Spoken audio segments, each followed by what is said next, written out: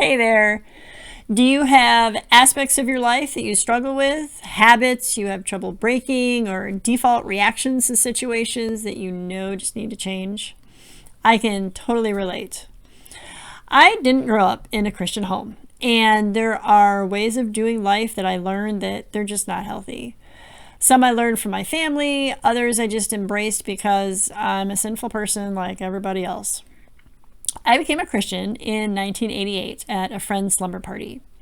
That night, I asked Jesus to forgive me for my sin, and he did, my sin past and present and future. However, since then, I've been on the journey of becoming more like him. Romans 12:2 says that we're not to conform to the pattern of this world, but to be transformed by the renewing of our minds.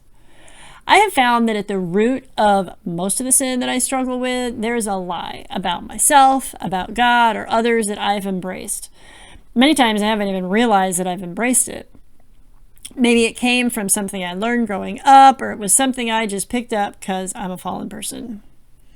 As I've grown in my faith, I've found that using journaling to get to the root of that lie, and then using simple spiritual practices like studying, memorizing, and meditating on God's Word, has really helped me to relearn to do life God's way, according to His design.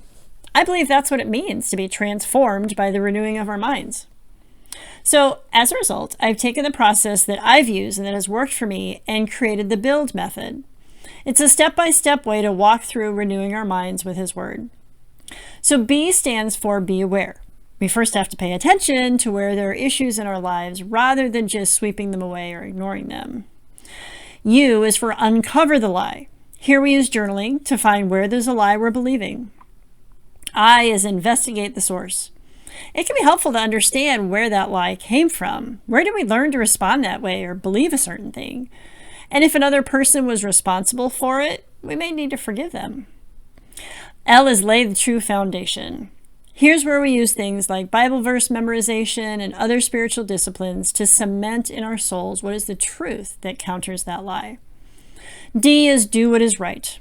I have learned time and time again that there will always be further opportunities to practice responding in a way that is godly or standing on the truth from God's Word in a situation.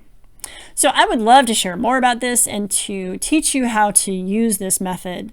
You can download the guide below to get some more information.